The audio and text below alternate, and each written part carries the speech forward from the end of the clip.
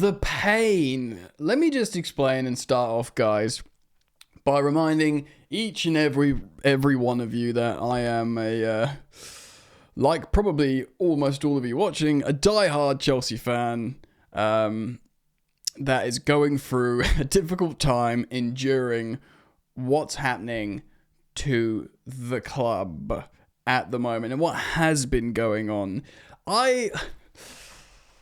Before YouTube, right, and I'm very, very, very appreciative and proud of working as a YouTuber, man. It's dope in many ways, but it's also stressful. 7 days a week, I'm constantly thinking of how I want to, present content, what I want to talk about. I try and absorb the feelings of a global fan base, which sounds like not a lot, but it is a lot. And I'm quite like a pensive guy, I think, a lot. I'm quite, I suppose, emotionally sensitive in a good way, I think. But when Chelsea lose, and understandably all Chelsea fans are fuming, I sort of just carry that so much and be like, right, I can't just go away for a couple of weeks, because I kind of feel like a duty to sort of follow Chelsea through turbulent times as well and just offer my thoughts and opinions on it here on the platform. And it's something that I feel very, blessed to have built over the last, 5-6 years or whatever here on YouTube. But man, it sucks. I just want to start with that because there's a lot of people, understandably, don't really think about the other side of the guy sitting here. I didn't sleep at all last night. I was taking this is straight up a football therapy video. I was taking sleeping tablets. I was spiraling. I hate the fact how things are really, really bad. And I wanted to start a video and just be real, with you guys. Because a lot of people will sort of see just these people on the screen, and they're like, oh yeah, look at these guys, these non-humans, these non-fans just talking about in this weird lineal half space of football, and they're half media, half content creator, and they're I feel like almost I wanted to just remind people that I didn't I didn't ask for any of this. I never really I sort of fell into YouTube. I was just always a massive Chelsea fan, but I've got a first class degree in music. I ran a company. I've worked in all kinds of stuff. I'm not a kid. I'm not some 21-year-old snotty, content creator. I'm gonna be 36 in just over a couple of weeks. And this sucks. This really effing sucks. And it's chipping away at me big time. So I just wanted to remind Chelsea fans, that ones that are coming at me for just no reason because they're upset themselves, that yeah, I am too. And I feel like I'm carrying a huge weight and a huge burden. So I wanted to just talk about that because look, I'm a smiley, happy, positive guy when it comes to football, and I generally am. I'm philosophical. And I will maintain that position, but I feel like it's just it's still my YouTube channel where I can talk about what I want. Yeah, and I'm not talking about my feelings necessarily, although I am inclined to do that as a person, but I'm not putting that on you. I'm just reminding you, this is real, man. But I'm just a real guy like you, suffering, and this sucks. So I wanted to just start the video with a little reminder about that. Or even not a reminder, just to highlight it, because it's not obviously it's not the viewers' responsibility to think about everyone they watch, about the person behind it, and of course I don't expect people to constantly do that. But in this very difficult state of Chelsea that I've been following daily, just give us a break. Do you know what I mean? Anyway, so I want to talk about the club, and I'll try and pick the bones out of some stuff that we can hope for moving forwards. But yes, I also want to show you just a real sobering reminder about how bad things are, and this is the last 10 league game weeks in the Premier League form table. As you can see, we are in a relegation battle. I know I'm laughing because if I don't laugh, I'll cry. If the league was like started from 10 days ago, just 10 game weeks ago, we would be in a relegation battle. Man United, widely regarded as an absolute chaos banter club. We are 1 point better off than them. We are 1 point. And Tottenham are better than us with a better goal difference as well. -6 to our minus. Wait, hold on. Am I getting this right? No. Yeah, -2 to our -6. Man United are on -9. It is harrowingly bad. It is. The worst part about it is we started so well. You could expect like bad form or whatever. But starting so well, like surfing the crest of a wave, and then our surfboard just turning into a stone and sinking and just looking like we're totally screwed. So it is really bad, and we are rightly all completely understandably, we're all in a position to be very upset and concerned with the club. And of course, I said in my like match review yesterday, just the January transfer window alone, like just looking at Aston Villa bringing in their 2 January transfer signings that link up twice to beat Chelsea, to come back, to show character. It's just the opposite of we've got. We've got no character, no ability to come back, no ability to defend the lead, and no January signings to actually make the difference. So yes, it is bad. I'm absolutely recognizing that. But let's try and see some light. Because what's the point of being a football fan if you can't try a bit, yeah? Okay, this has been hella emotional. I'm sorry, man. Every now and again, I'm allowed to just be real with you guys. So look, yesterday was a really hard game. I know Aston Villa played midweek, which can make them tired, but it also can offer them momentum. They are reinforced by January signings. I know they're missing Amadou Onana and a couple of defenders, but still, they're, only Arsenal have beaten them at Villa Park this season in the league, and that was a good Arsenal team as well before. It must have been before they were more decimated with attacking injuries, and they were more confident in themselves. So it was always going to be a really hard game. And reality is a draw would probably have been pretty good considering Bournemouth lost, considering Fulham lost. A draw would have been good. I know that's only a point difference, but it's just what it represents, yeah? And again, we would have got said draw if Jorgensen just didn't turn into a hologram. But it's at the point now, like, why do you... I know I'm getting like, no, let's dig a negative again. But like, why even dig out Jorgensen? What's the point? What does that achieve to like him and Sanchez? I mean, digging out Nico Jackson, I think he was people didn't realise how helpful he was. But also, like, he can be better, Jackson. He's got a much higher ceiling. To be honest, Jorgensen and Sanchez, I don't think they've got high ceilings. So what's the point in digging them out and having a go at them? They're just not good. Yeah? Like, that's not helpful. Like, why do you shout at a homeless man for not having a mansion? I don't know if that's quite the same. Or, or an amputee for not being able to throw a ball far. This is falling down, man, this analogy. I think you know what I mean, though. It's just pointless having a go at them. Like, neither of them should be Chelsea goalkeeper next season.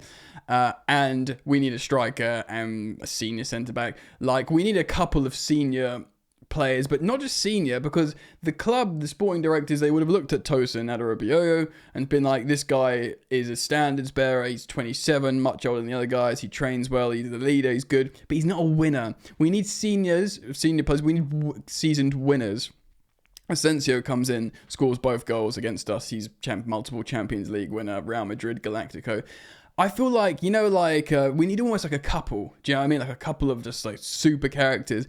Like when PSG signed both Ibrahimovic and Thiago Silva from Milan. We almost need to do that. Like maybe even 2 players from the same team that they know each other. And it's going to be too hard to sign one guy and be like the kindergarten teacher. We need to start spreading that winning DNA again across the team. And someone that can just put their foot on the ball and wait, bloody hell, everyone effing calm down. I'm going to sort this out, yeah?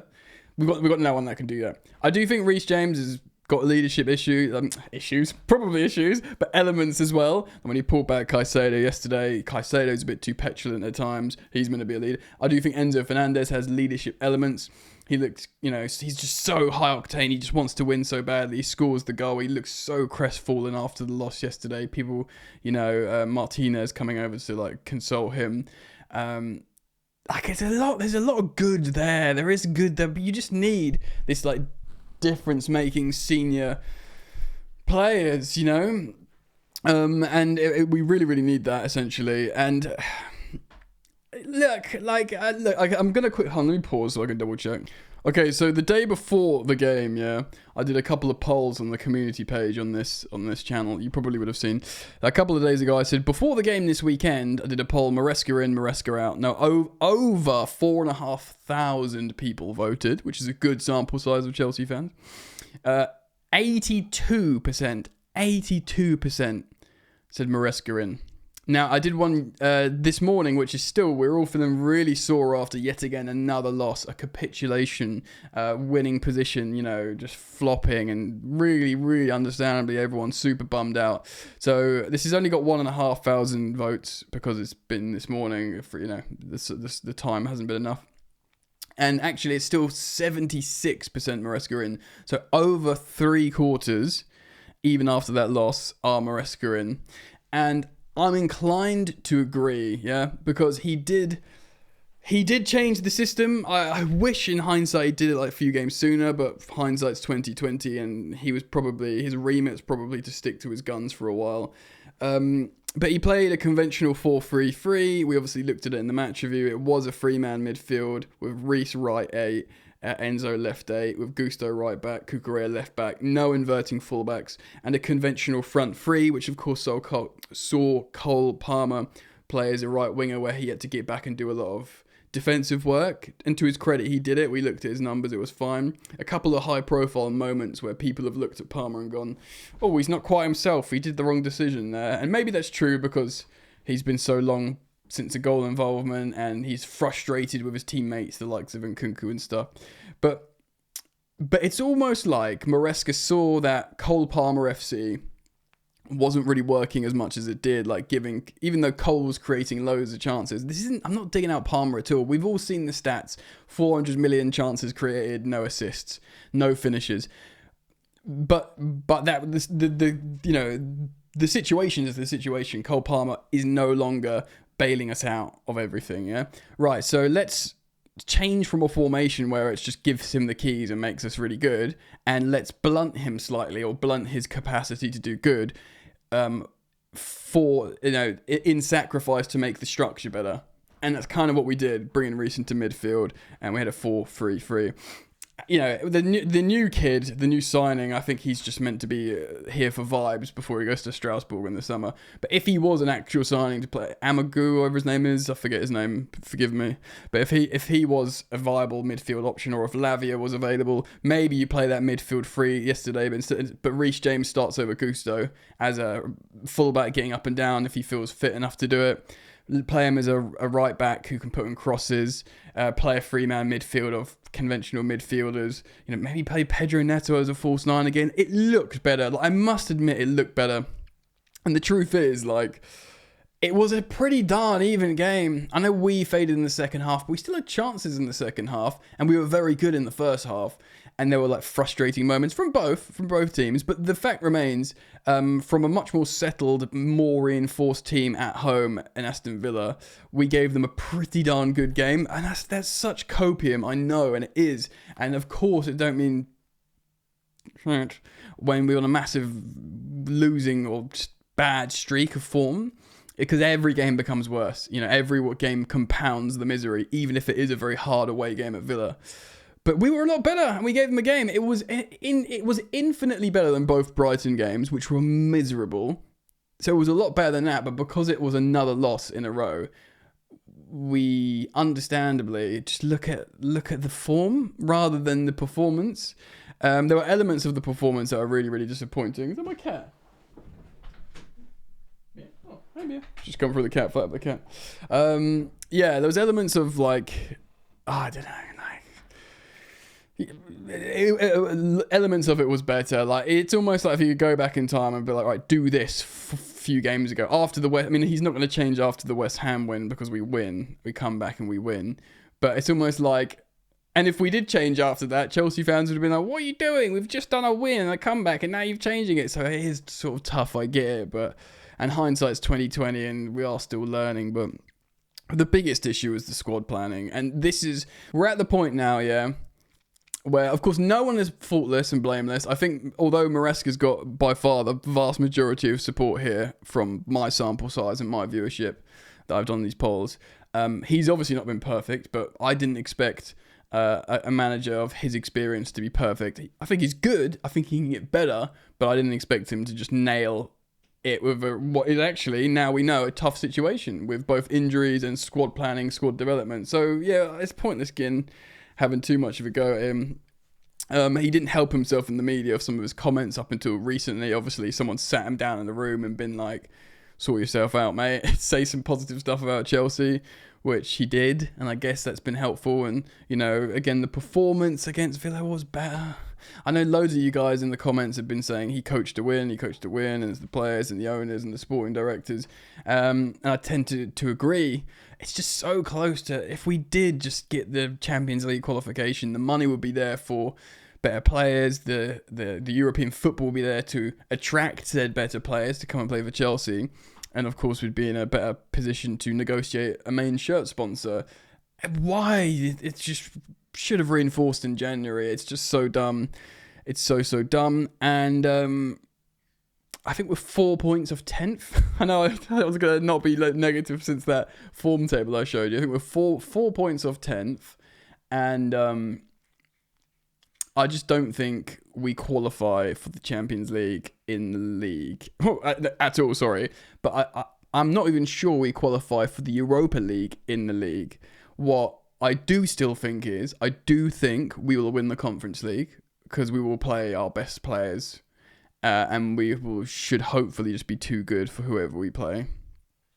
I do think we'll still win the Conference League and therefore qualify for Europa, which is a better competition than, you know, the Europa League conference. Again, copium, but if we win the Conference League this season, if we win the Europa League next season, I mean, I'm buzzing if we win the Europa League. Both times we've won it, I effing loved it. And both times we won it, we had high expectations, you know. We were like a recent Champions League winner or a recent Premier League winner. I still really enjoyed winning the Europa League, and especially, of course, the 4-1 against Arsenal. So that could be good, but it's just can only be viewed at the moment. This last 10 games is a crisis. It's not a blip. It represents abject failure in elements of the club. But it's not terminal. Of course, it's not football, you know. Things can turn around very quickly. And although I was very, very miserable and negative after the Brighton games, there is reason to have some positivity from that Villa game. And I wanted to reflect on that here. Whew, deep. Very much a football therapy video today, guys. Thank you for joining me. Do express your thoughts, feelings, and opinions down in the comments section. We will get through this together, you and I, viewer. So consider subscribing if you want to. And yeah, I hope to see you back here soon. Peace.